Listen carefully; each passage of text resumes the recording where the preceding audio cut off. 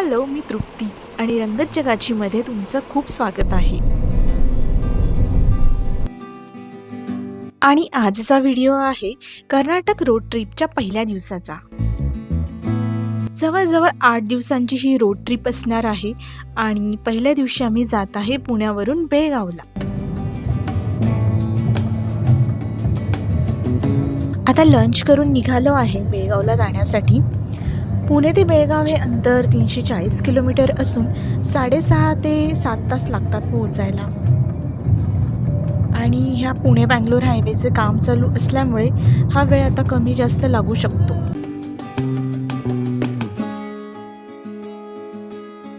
Generally अशी long trip असली ना की आम्ही सकाळी लवकर निघतो, पण आज आम्ही दुपारी निघलो आहे तर आज पोहोचायला लेट पण होईल.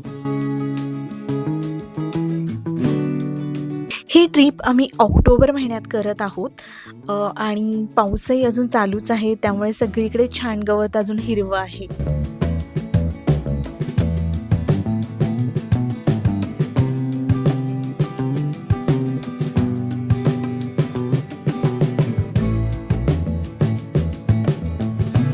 तर ही रोड ट्रिप आम्ही कर्नाटकमधल्या मलेनाडू आणि तुलुनाडू या भागात करणार आहोत. मलेनाडू रिजन म्हणजे कर्नाटक राज्यातील सह्याद्री पर्वतरांगेच्या पश्चिम पूर्व उत्तराकडील भाग. हा मलेनाडू भाग पूर्णतः डोंगराळ आणि दाट जंगलाचा आहे. इथे भरपूर पाऊस पडतो. ह्या मलेनाडू रिजनमध्ये भरपूर प्रमाणात भात, कॉफी, मसाले आणि सुपारीची शेती होते.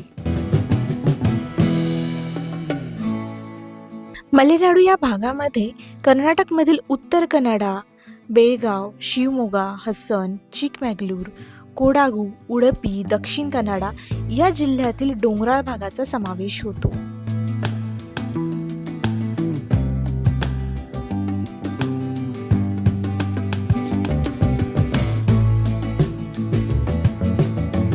आता दुसरा भाग म्हणजे तुलुनाडू. तर तुलुनाडू रिजन म्हणजे काय, तर कर्नाटक राज्यातील नैऋत्य किनारपट्टीवर अरबी समुद्र आणि पश्चिम घाटाच्या मध्ये जो प्रदेश आहे त्या प्रदेशाला तुलुनाडू असं म्हणतात. या तुलुनाडू भागामध्ये भरपूर समुद्रकिनारे, नद्या, भातशेती, नारळ आणि सुपारीच्या शेती आहेत. या भागामध्ये कर्नाटकमधील दक्षिण कन्नडा आणि उडुपी या जिल्ह्यांचा समावेश होतो. सोबतच केरळमधील कासरगोड जिल्ह्यातीलही काही भाग या तुलुनाडू रिजनमध्ये येतो.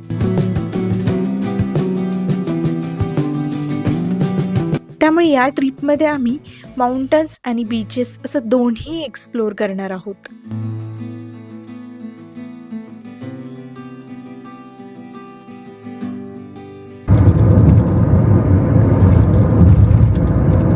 तास 50 मिनिटात आज साताऱ्यात पोचलोय. रिसेंट टाइम्समध्ये सगळ्यात फास्ट आत्ताच आलोय आम्ही, नाही तर आजकाल खूप गर्दी असते सातारा हायवेला. पुण्यातनं बाहेर पडता पडताच खूप वेळ लागून जातो, पण आज रोडही मोकळा होता त्यामुळे चांगलं झालं. खंबाटकी घाटात अजिबात गर्दी नव्हती, नाही तर घाट देखील ब्लॉक असतो. Weather is good. आता इथे पुढे उजवीकडे राऊ रेस्टॉरंट येईल, इथे थोडा ब्रेक घेऊ.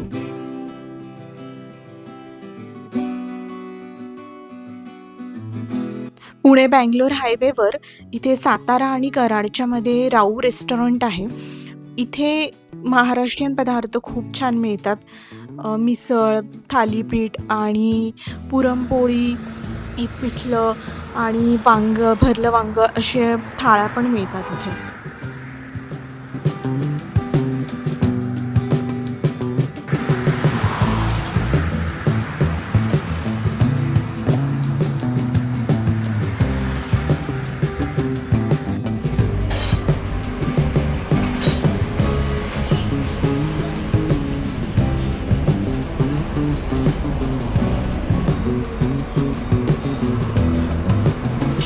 आता इथे राऊला थांबलो आहे आणि आम्ही एक मिसळ आणि एक थालीपीठ घेतलं आहे.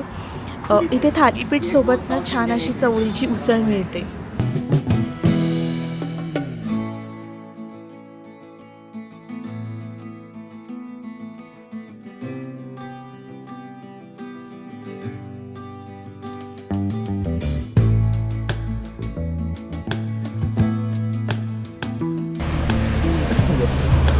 आणि सोबत उकडीचा मोदक घेतला आहे.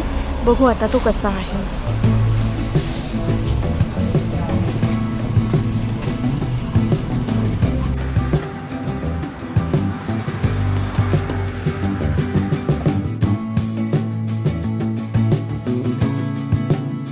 कराड आलंय आता आणि इथल्या कराडच्या ब्रिजचं काम कधी कंप्लीट होणार आहे काय माहिती. खूप ट्रॅफिक लागतं इथे, पण आज थोडं कमी आहे. आजचा आमचा मुक्काम बेळगावला असणार आहे आणि उद्या सकाळी आम्ही बेलूरला जायला निघणार आहोत आणि मग तिथे जाऊन आम्ही 2 मंदिर एक्सप्लोअर करणार आहोत.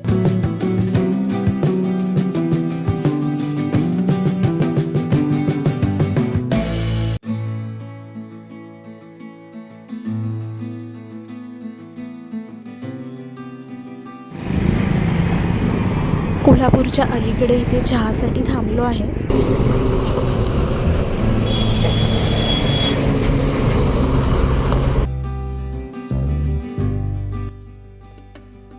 कोल्हापूरजवळ आलोय आम्ही इथे, पण आता भरपूर ट्रॅफिक लागलं आहे.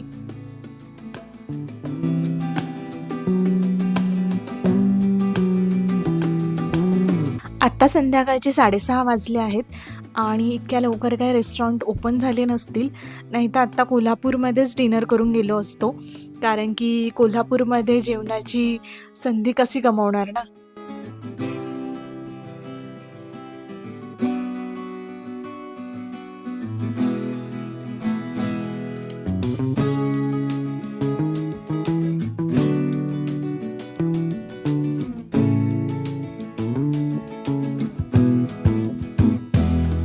जस्ट आत्ता आम्ही कोल्हापूर क्रॉस केलं आहे आणि इथून कोल्हापूरपासून ते बेळगावमध्ये जे आम्ही हॉटेल बुक केलं आहे त्याचं अंतर 100 किलोमीटर दाखवत आहे आणि 2 तास लागतील पोहोचण्यासाठी. आम्ही फेअरफिल्ड मॅरिएट बुक केलं आहे, जे बेळगावमध्ये अगदी हायवेच्या जवळच आहे.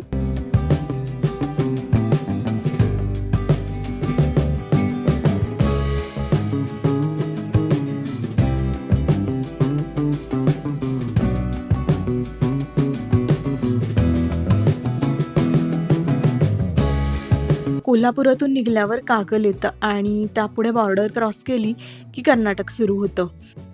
आता इथे सगळीकडेच रस्त्यांची कामं चालू असल्यामुळे काही डिफरन्स जाणवत नाही आहे. बॉर्डर क्रॉस केल्यावर सगळं सेमच वाटत आहे, नाहीतर थोडाफार असा फरक जाणवतो आणि त्यामुळे अंधार आहे तर त्यात अजूनच काही कळत नाही आहे.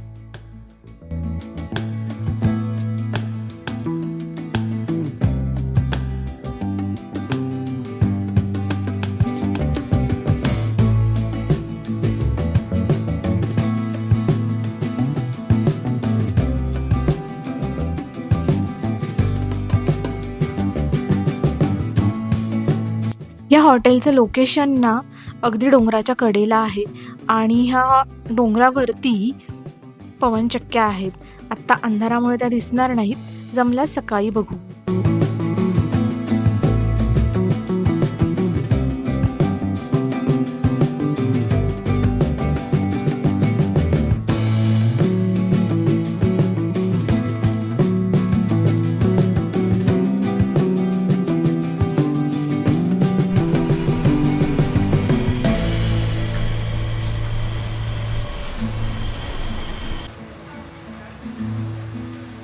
पोहोचलो आहोत आम्ही इथे हॉटेलला आणि ट्रीपच्या पहिल्या दिवशी आम्ही इथं फेअरफिल्ड मॅरिएटला राहणार आहोत.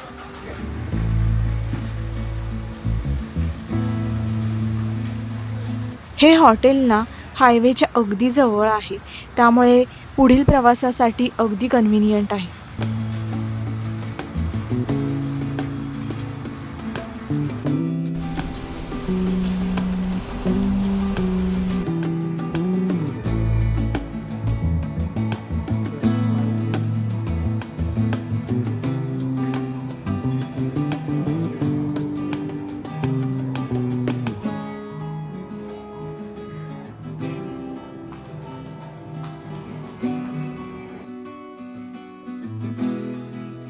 बेळगावमध्ये मराठी बोलण्यात खूपच आनंद वाटला आणि इथला स्टाफ आवर्जून मराठीत बोलत होता आमच्याशी, हे बघून खूपच छान वाटलं.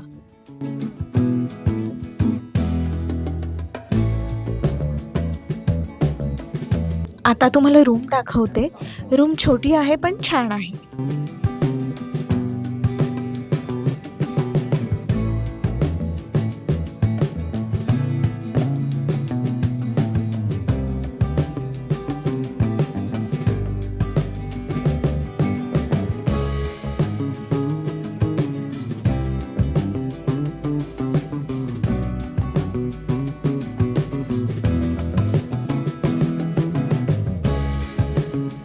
खूप भूक लागली आहे. आता डिनर करायला जाऊ.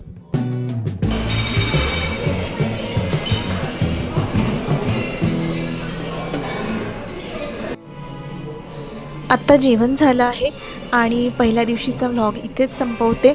भेटूया नेक्स्ट व्लॉगमध्ये. तोपर्यंत बाय.